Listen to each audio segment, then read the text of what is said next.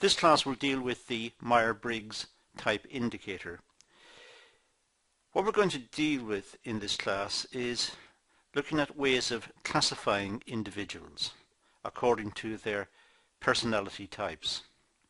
And this is quite a famous way of approaching it. It's well established in the management literature, and it's important we understand the logic of how this process is worked out. So let's work our way through the Myer-Briggs type indicator to see how it attempts to classify individuals. Myer-Briggs type indicator, MBTI, is widely used as a personality test. So it's a way of testing for different personality types. It was first developed by Carl Jung, a psychiatrist who specialized in personality archetypes. In other words, broad categories of individuals who fitted into certain types, could be classified together according to certain characteristics. His work was further developed by Catherine Briggs and her daughter Isabel Briggs Myer. Jung's theory now has 4 pairs of opposing psychological elements, and we'll see how these work in a few moments. But essentially how this has worked out is that Jung came up with various personality types. So people may be one type of personality or a different type of personality, and so on. And what Briggs and Myer did was to classify these and work out their characteristics so that people may be classified according to their personality. As I said, it'll become clearer as we work our way through it. The theory suggests that one element in each pair is more dominant than the other and is labelled as the individual's preferred approach. So we have different types of personality. Some people are quiet, some people are more outgoing, some people are studious and like to study, and other people just want to get the bare facts. There are different types of people, and by looking at the classifications worked out by Jung and organizing them and looking at their essential characteristics, Briggs and Myer were able to work out a typology, a way of using this perhaps in practice. Now their type indicator, well, it's commonly used in organizations in order to determine different personality types amongst staff, particularly in large organizations where people work in teams. It's important that the teams are reasonably homogeneous. In other words, they fit together. Their personalities suit each other, and they work better as a consequence. Putting someone else into the team may be disruptive. A different personality type may be disruptive. So it's important in organizations to try and match people, to fit them in so that they work together well, and they're productive, and they're happy. They're happy to work together, to associate with each other, because they are similar. The assumption is that knowing individual personality types allows better communications between individuals and helps teams to work harmoniously. So it's attempting to resolve issues before they arise, before they happen. So it's attempting to solve the problem before it happens. It's trying to get people who are similar and put them together. So there's no disruption, no arguments, no disputes. There's no clashes of personality. The people are relatively the same. Understanding personality types can help individuals understand each other, which in turn forms better relationships. And similar personalities can be grouped together to encourage effective team working. So it's a function of the HRM section or department to try and ensure that teams work together and that people are able to work together, that their personalities do not grate and they don't upset each other and they don't have personality traits that annoy each other. So it's attempting to get a harmonious working environment. So it's trying to match people together. Now the purpose of the Myers-Briggs type indicator, well, it's been used in a variety of settings, including education, training, and also for the following purposes: to meet the needs of different individual personality types.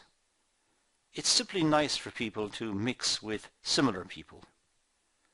Where they're mixing with people who are different, radically different, have different opinions and have different personalities, are structured differently, it can lead to upset, it can lead to conflict, it can lead to bad relationships. So people like to mix with similar people. And also looking at the motivations to learn, trying to find people who match the organization. If the organization is a learning organization in the sense that technology is changing fairly fast and people need to keep abreast of what's happening and be up to date with the latest thinking in the area, they need to have motivation to learn. And it's important to get the personality type that is amenable to learning, wants to learn, they are motivated to learn. So it's important to get the personality type to suit the situation.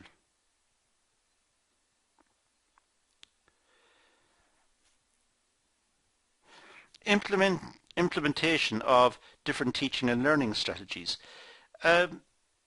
If a tutor knows that a group of people who perhaps are very similar, but they're very extrovert in the sense that they want to challenge and talk, and they're very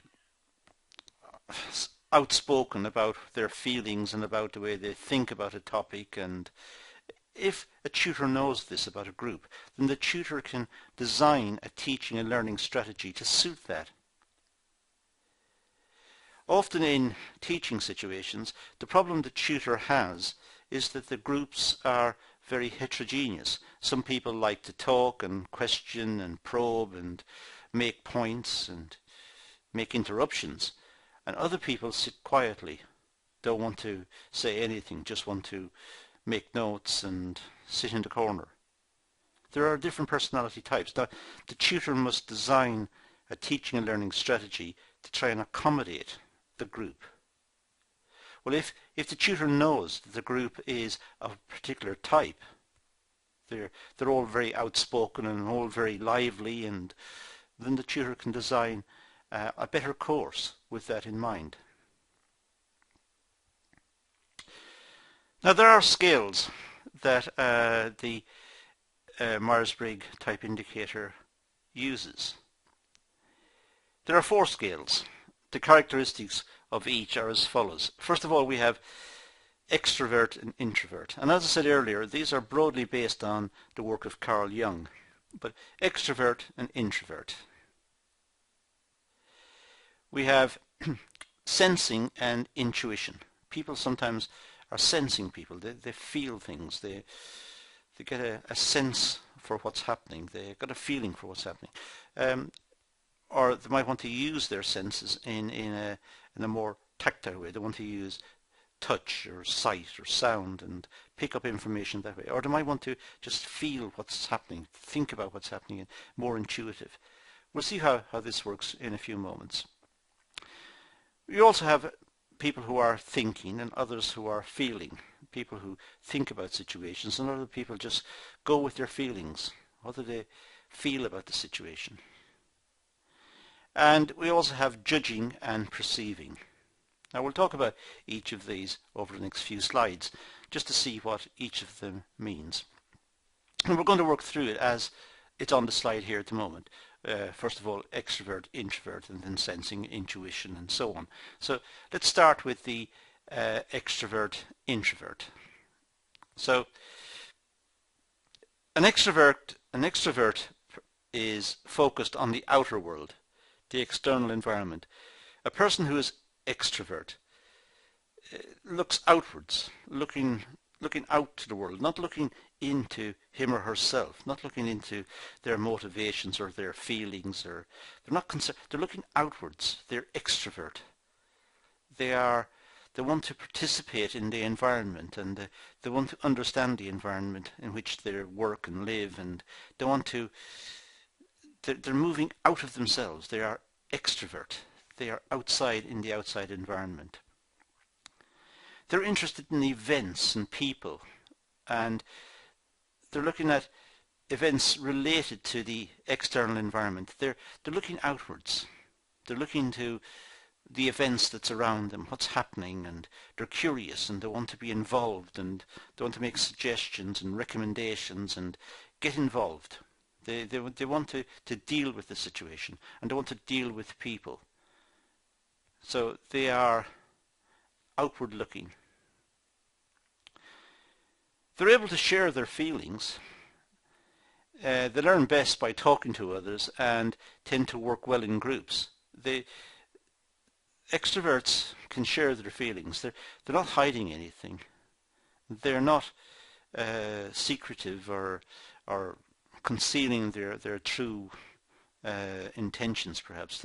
They're more outward. They can talk about their feelings. They can talk about the situation. And they want to talk to others, and they want to work in a group. They tend to be more leader type people. They're into leadership, and they're into channeling the efforts of the group and organizing the group and participating. So they're very active people. Now, by contrast, introverts are focused on the inner world. They are motivated by their internal perception and judgment about concepts and ideas. Introverts are looking into themselves and looking at how the world is structured, and looking at concepts and ideas and analyzing and thinking about situations, not perhaps discussing them openly, thinking about them themselves, looking at a situation and going away and sitting solitary somewhere and thinking about what's happened. So much more internal to the mind of that person. They develop their creativity from within. They like to reflect and self-examine and self-discover. They think of situations and they reflect on it, and what did they learn from it. But they do it themselves. They are looking into themselves and doing the analysis based on what they think is within them. They prefer to work alone. They develop their ideas by private thinking. They learn by watching others and prefer to keep personal matters and emotions to themselves. They don't like to share their emotions. They don't like to talk about personal things. They watch others, they learn, and they think about what they've seen, and they're capable of working, but they don't want to be too involved with others or too involved with the situation. They are introvert. They are within themselves. Quiet people, working, doing their job, but doing it in a non-collaborative form. They prefer to be on their own. Now, the next set of types that we talked about earlier was sensing and intuition. Well, sensing, this stage was developed to examine an individual's way of perceiving. How does the individual perceive something? How does an individual get a fix on something? How do they understand something? And how does the individual interpret the information, or interpret the data and turn it into information? So in this case, it's how does the individual see or perceive something? What's the mechanism? How do you perceive a situation? And this view is that sensing may be used. Sensing may be used to perceive a situation. We'd use the facts. And we have 5 senses: sight, hearing, touch, taste and smell. We have these 5 senses, and we can use the 5 senses to pick up data which we can process into information in our heads.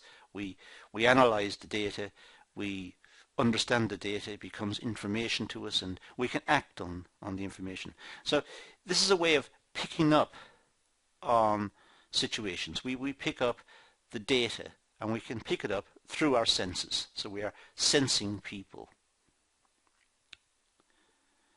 And we make informed judgments and decisions about the environment based on the information we've picked up through our senses. Individuals who are sensing like to analyze real-life examples. They're very practical. They're using their senses. They're looking at the environment. They're looking at situations in the environment, and they're acquiring data about it through their senses, and then they're thinking about the data, turning it into information, and they like practical problems and practical situations where they can use their senses. The sight, hearing, touch, taste and smell. They like to use these and to pick up on the information from the senses and then analyze it. So that's the sensing person. And the last one in this section is intuition. Now, intuition is based on an individual's instincts. Intuition relies on meanings and emotions that are beyond the conscious mind. So intuition is when a person has a feeling for something, thinks that something's about to happen, or feels that a situation is not right, there's something wrong, or feels that a situation is right. It's intuitive. It's intuition. It's something inside the person. They are not thinking about it. It's not based on facts. It's based on a feeling, an understanding of the situation. They make decisions based on feelings and on imagination and on creativity. They use their imagination, and they're using these deeper types of processes. But and their feelings may not be based on fact. Their feelings may be based on what they think may happen, given the situation that they find themselves in, or given the situation they're considering. So it's a feeling. It's not fully articulated. It's not based necessarily on the facts. It's what they think might happen. They're able to see the bigger picture when making decisions. They don't rely on the facts too much, as I said. They take whatever facts that are obvious, but really their emphasis is on imagining what could happen and trying to get an understanding of the situation from their feelings, their approach, their internal approach, their thinking that is deep within their mind, within perhaps their subconscious almost. They're pulling out feelings that perhaps link to incidents in the past, or looking at their imagination, which might indicate to them, I should say, what may or may not happen. So they're not relying on the facts.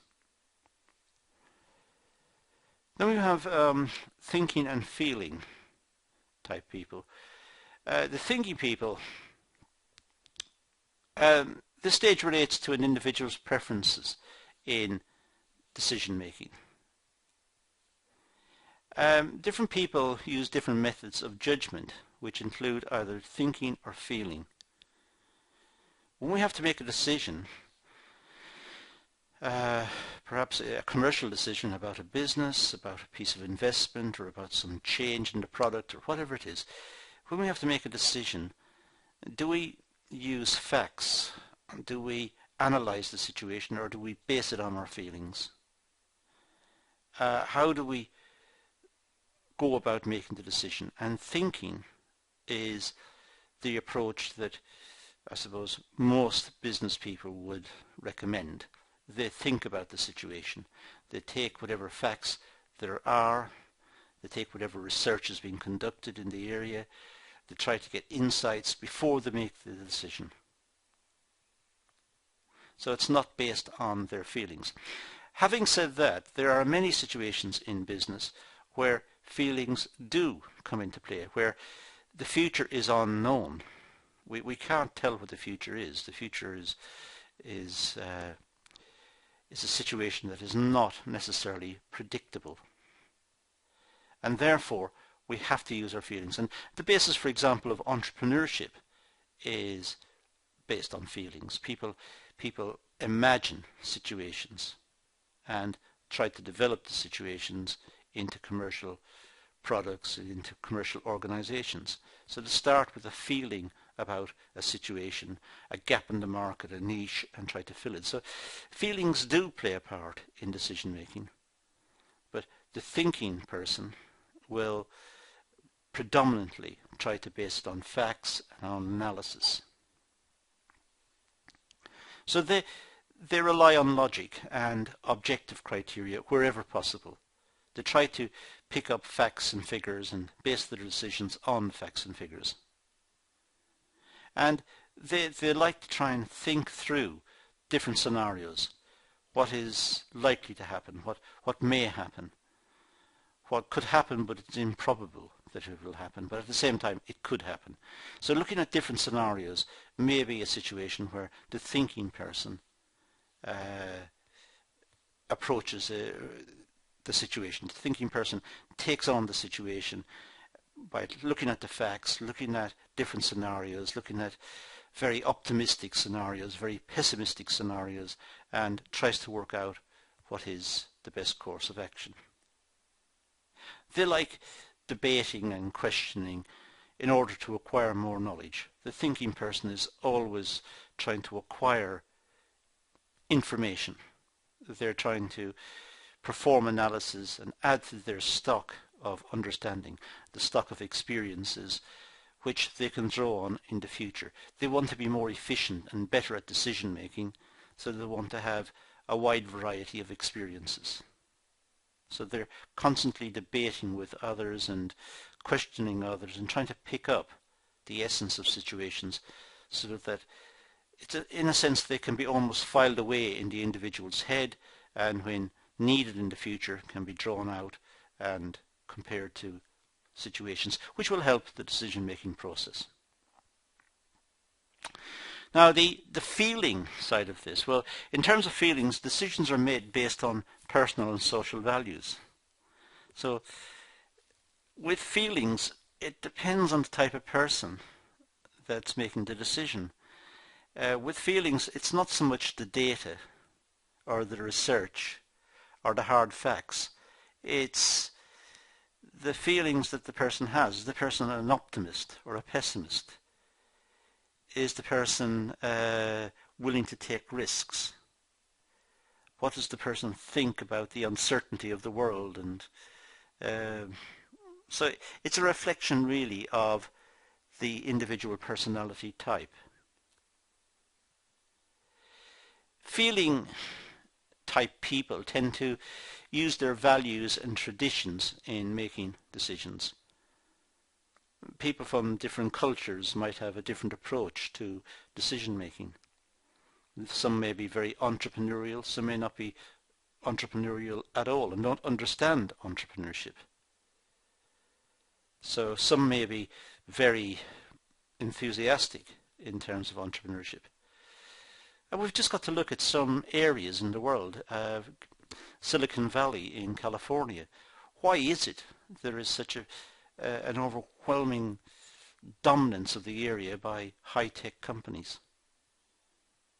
The name of the place, Silicon Valley. What's in the culture? What attracts people to be there? So it looks at their traditions and their values, and they have a feeling if they're mixing with similar types, they're sparking off each other. They're able to have better communications, better networking. They have a feeling that they're going to succeed. The individuals prefer harmony. They like to come to an agreed conclusion and prefer helping others. Feeling people are harmonious people. They like to have issues resolved. They don't like conflict. They like to take a situation and then conclude the situation. So it's finished. So they're able to bring forward a proposal. They have a feeling about the proposal, whether it's going to be good or bad, and they're able to communicate this to others, and preferably people with the same values as themselves, and bring the whole situation to a conclusion. Now, judging and perceiving. This stage looks at how individuals deal with the world. Individuals use different process in order to understand their surroundings and make perceptions of the world in which they live. So individuals don't approach situations from the same angle. People look at situations differently. And we're looking at how individuals deal with the world. How do individuals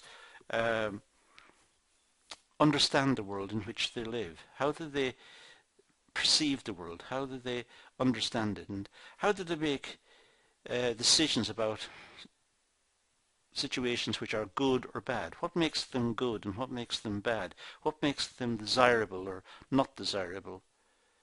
And how do the individuals perceive the situation in the first place that leads them to the conclusion that something is good or bad? So it's looking at the judging and perception. Now, let's take judging for a start. Individuals who tend towards judging use a process which is either thinking or feeling. They use this in order to deal with the outside world.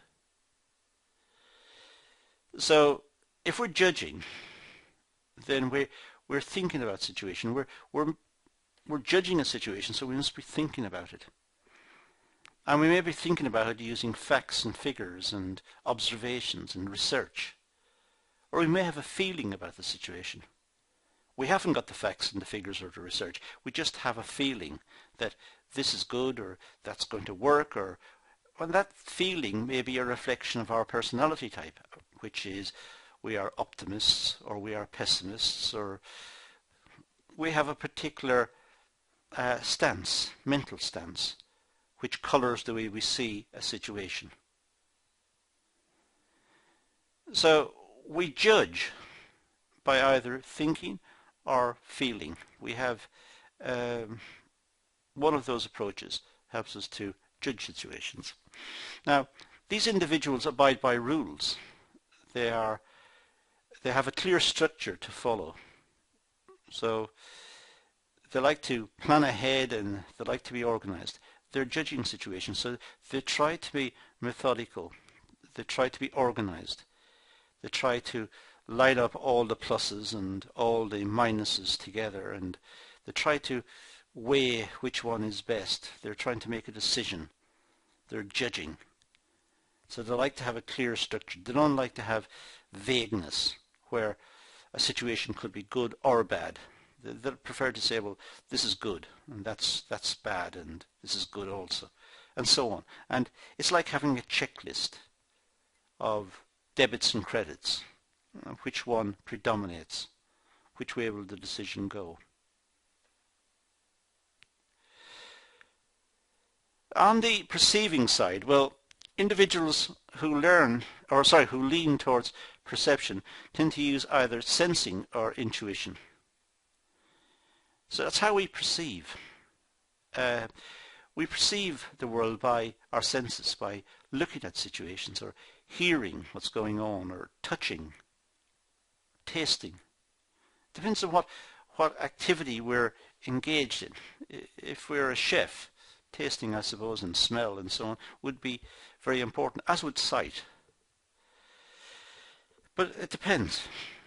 We look at situations and we try to perceive them. We understand the situation that is confronting us, and we understand it through our senses. But we may not. We may use that if we're that type of person. Another type of person may use intuition, may have a feeling about a situation and don't like it. It doesn't matter what the observations are telling the person or what the senses are telling the person. They don't like it. Their intuition has gone against it. They just have a bad feeling and they don't like it. So this is the second part of perceiving. So we use sensing and intuition to make our perceptions. People who use perceiving this way have a very relaxed approach. They're flexible, which means they can adapt easily to changing situations, and they like to explore situations. They like perceiving, they like finding out, they like looking at situations and trying to work out what the situation is telling us.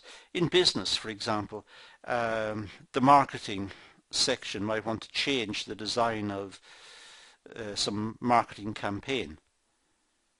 They have an approach that is based on perhaps on feedback from customers, and they're observing customer reaction to the product, but they also have a feeling. They have a feeling that if they do make a change, it'll be good, or if they change it in this way, it'll be bad. They've got a relaxed approach in the sense that they're trying to balance the two situations, and they're trying to see what is happening and what's the effects of their actions in the marketplace. Now, determining personality types. Well, way back we listed out the different types: extrovert, introvert, sensing, intuition, thinking, feeling, judging and perceiving. So we have these four broad categories, and they really are opposites: extrovert, introvert, sensing, intuition. So we're dealing here with contrasting approaches. So there are 16 possible combinations. 2 times 2 times 2 times 2. So we have 16 ways in which these situations could arise. So we could have somebody who's extrovert and intuitive and thinking and judging. Or we could have someone who's extrovert, intuitive, feeling and perceiving. So we can mix it up. We have 16 possibilities here. And so we can save writing it all out every time. Be a lot to write out for each box. They're just simply labelled as E, I, E for extrovert, I for introvert, S for sensing, and the I is being used up for introvert, so we can't have I again, so we have N, N for intuition. Then we have T and F for thinking and feeling, and J and P for judging and perceiving. So we have letters to represent each of these. Now, different individuals have different personalities, and the Myer-Briggs type indicator helps determine these different personality types. So that's what it's attempting to do. It's attempting to look at our personality types. Are we perceiving, judging, intuitive, or what are we? So we're going to use that structure to try and classify people. So the personality types are determined by a code with 4 letters, and there are 16 types. Each code determines a personality type. So a personality type is made up from 4 letters, and there are 16 possible types of person. According to this approach, individuals can be classified in 16 different ways. Now, there are the 16 possibilities. So S and N, sensing and intuitive, E and I, extrovert and introvert, and so on. And we look at the different possible ways that these can be mixed up. So there are 16 of them. Now if we take this and we take, let's say, an example. Let's say we find somebody and having observed the person and conducted some tests and talked to the person and got some feeling for that type of person, we discovered that the person was ISTJ, introvert, sensing, thinking and judging. Let's say we found out somebody was of that type. Then what does that mean? Well, according to the Myer Briggs indicator, an ISTJ is a serious person who's quiet, earns success, is practical, realistic and responsible. They're very organized and prefer to work with logic, to work with thinking, because they're a thinking person. The individuals value traditions and are very loyal. So if we can determine someone is an ISTJ, then that's the type of person we would expect to find according to this view. Now each of these boxes will have a different set of characteristics associated with it. So an ISFJ will be different to what I've got on the screen at the moment. There will be a different description. And for each one there is a description for each of the 16 types. Now I'm not going to go through all of the 16 and say, oh, for an ISFJ there's this description, and for an ENFJ there's that description. Instead I would ask you to, if you're really interested in this, to do some research in the area and perhaps go online and do some research. There are quite a few websites who have these classifications worked out. These are 2 that I've fallen across, but I'm sure if you perform a more extensive search of the internet or other sources, you'll find all of these boxes explained. I just picked out that one to show you how it works. So what we've got now is an explanation for personality types. If we know that somebody is introvert and we know someone is sensing and thinking and judging, then that's the sort of person we would expect. And for a different box we'll expect a different sort. So now we're able to classify people, which sounds quite amazing. And it doesn't sound very complimentary to people that we can be classified in these 16 ways, but that's what this approach is suggesting. Now the uses of the Myer-Briggs. Well, if we can classify people as we've just suggested, then it's possible to organize them into effective teams, so it's easier to manage staff. And it's also good for guiding careers. We know the type of person they are, so they can match careers with them and match work with them, so that they themselves feel happier in what they're doing. There's much better relationships at work because of better working in teams, similar people working together, so there's improved relationships, and the working environment is happier because people are matched. more effectively. It's not just randomly putting people into place. This is putting people who can work together, who have similar personality types together. And of course, education and training can be developed more precisely because the personality types will be known to the trainer. He'll know what type of group of people he's going to or she's going to teach on a particular situation or train on a particular situation. And they're able to tailor their material and their approach to meet the type of person that's going to be in the group, because they know the type of person that makes up that group. So if the analysis is conducted and they know the type of Myer Briggs type that they're expecting, they can, as I said, tailor their courses accordingly.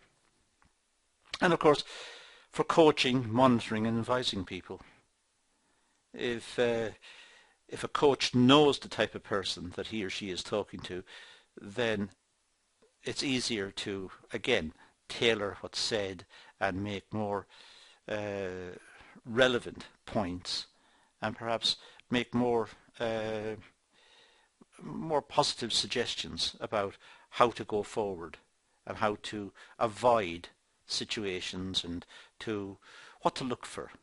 It could be in terms of career, what to look for in terms of career, what will match that person's personality most effectively. So the Myers-Briggs type indicator it's an interesting approach. It classifies people into 16 types by trying to pick up information which builds up a picture and eventually places people within one of the 16 boxes. Then that type of person, their essential characteristics can be determined. And if, for a large group, if it was done for everyone, then effective groups, it's argued, could be create effective teams or effective departments that work well together because they're all very similar personality. And that's the idea behind it. And that's also all I'm going to do on this topic, so I'm going to leave it at that and say thank you for watching.